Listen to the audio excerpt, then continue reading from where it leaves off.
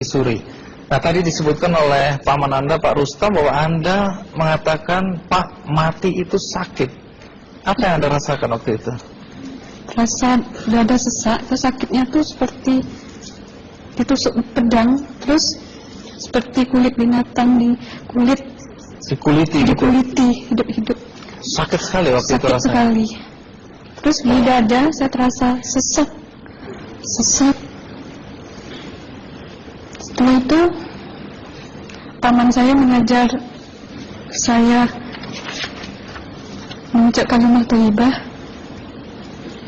terus mengucap dua kalimat syahadat, asyhadu an la ilaha illallah wa asyhadu anna muhammadar rasulullah. Apa betul waktu ruh Anda itu dicabut dari kaki itu, Ya. Anda bisa melihat jasad Anda? Sempat saya melihat jasad saya pada waktu itu, tapi sebentar. Setelah itu saya dibawa pergi oleh dua orang malaikat ini. Oh. Dan pada waktu itu saya ingin ketemu sama ayah saya. Kebetulan ayah saya sudah meninggal. Dan suatu ayah saya meninggal, dia berusia 55 tahun. Setelah saya ketemu di sana, dia tuh berusia muda. Kok muda? Berusia 17 sampai 20 saya perkira. Anda sempat ngobrol dengan ayah? Sempat. Apa yang Anda sampaikan?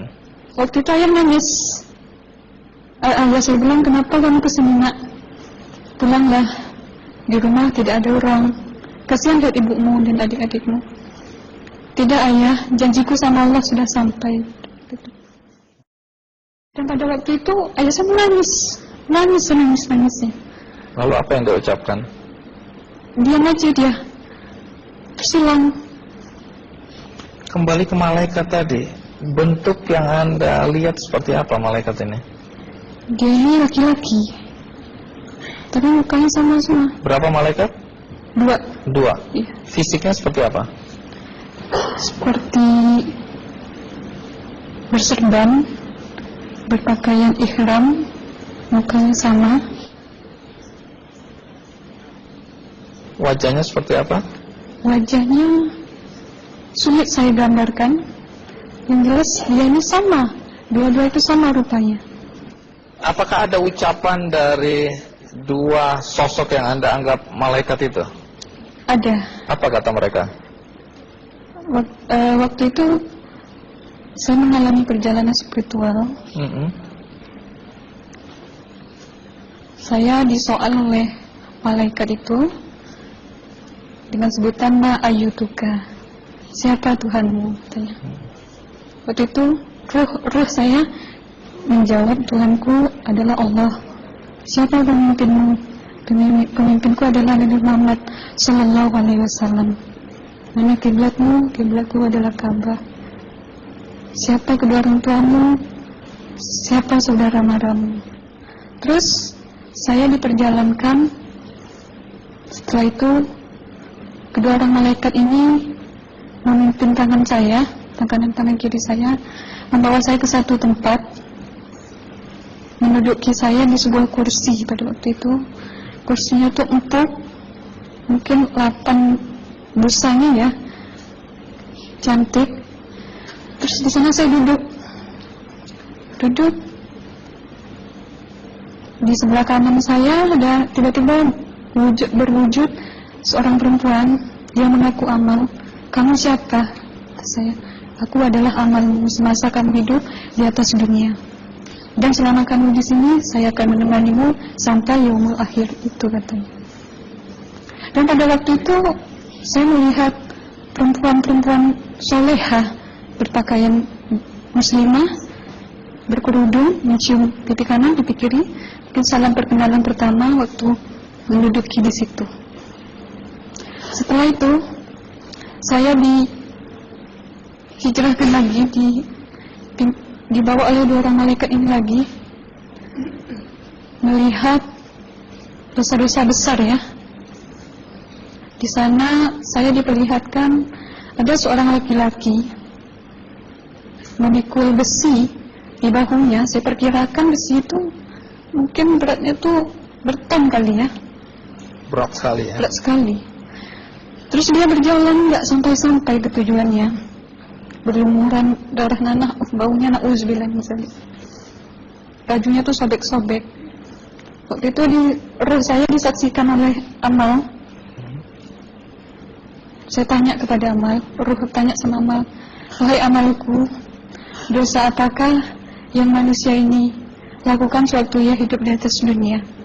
Amal menjawab pada waktu itu, sewaktu manusia ini di atas dunia, dia ini adalah menyantet orang, meneluh orang, sehingga dia berjalan nggak sampai yaumul akhir, katanya. Yang kedua, saya melihat ada seorang laki-laki saling bunuh-membunuh. Sebentar kayak gitu lagi.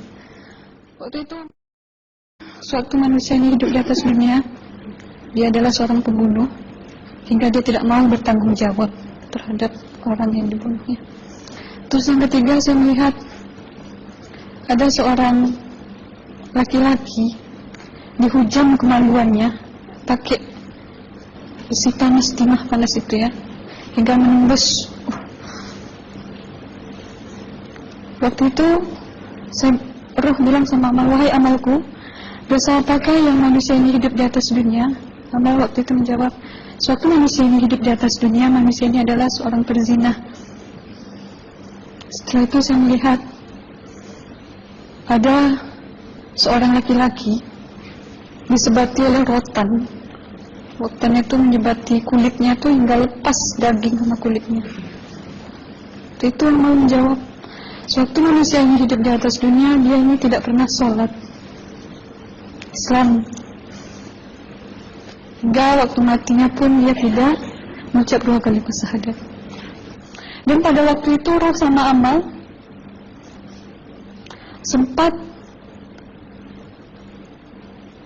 menghafiz Quran pada waktu itu dengan harapan supaya orang manusia yang Allah siksakan ini bisa terampuni dosanya. Jadi masih sempat waktu itu ya? Iya, roh sama Amal yang menghafiz Quran, bertahzim, bersalawat, baca ayat 1000 dinar, membaca Yasin. Tapi sayang, bahkan tambah banyak Allah tidak mengampuni dosa-dosa mereka, sayangnya. Setelah itu, akhirnya yang terakhir kali berzikir. Zikir saya pada waktu itu, subhanallah, walhamdulillah, wa la ilaha illallah, wallahu akbar, la haula wa la quwwata illa billahil aliyyil azim. Sekuat-kuatnya nada saya berteriak. Tiba-tiba saya merasakan detik jantung ya. Waktu itu mungkin paman saya yang menyaksikan. Itu saya koma.